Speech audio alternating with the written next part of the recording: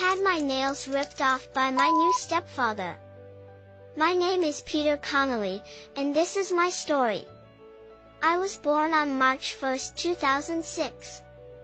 Before all this started, I was a happy little boy, always smiling and loved by everyone. Unfortunately, my parents separated when I was 3 months old, and my mom met Steven Barker. Steven was obsessed with evil and had a body covered in neo-tattoos. Soon, the first blows began, and I had significant injuries all over my body. When I was 7 months old, numerous trips to the hospital began due to my injuries and bruises. One of the doctors quickly became concerned about my condition and alerted social services. My mother then explained to them that it was just because I fell regularly on my own. I spent my days locked in my room without food or being changed. Steven loved to mutilate animals, leaving them lifeless in the basement of the house. The whole house smelled bad. My condition deteriorated more and more every day, and I was exhausted. One day, Steven got tired of torturing animals and decided to torture me instead. I was terribly afraid of this man. He would spin me around in a chair until I vomited or fell to the floor. Sometimes, he would kick me or throw me against the fireplace, saying that it would toughen me up. Other times, he would lift me by the ear, and the worst happened. He began to rip off my nails with pliers. The pain was excruciating. I was defenseless and unable to do anything at such a young age. Steven enjoyed throwing me up in the air and letting me fall to the ground. My spine was fractured, causing paralysis in the lower part of my body. The next day, Maria Ward, who was monitoring my family, came to visit us.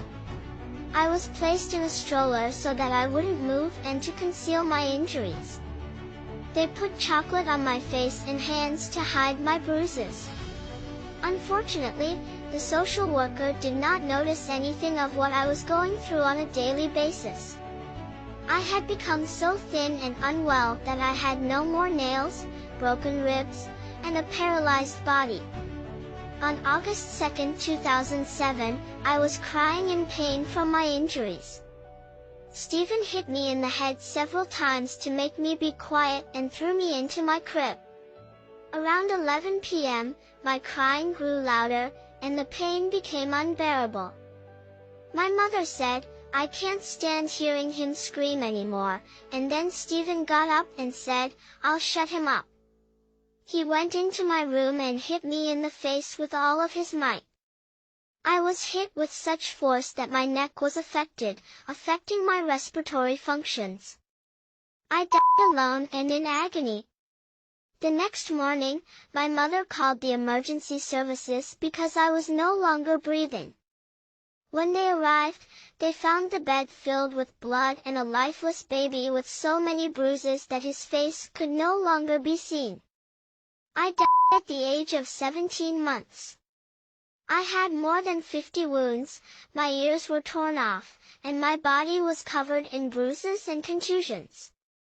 More than 60 visits from social services were made, and no one noticed what I was going through. My mother was sentenced to 5 years in prison.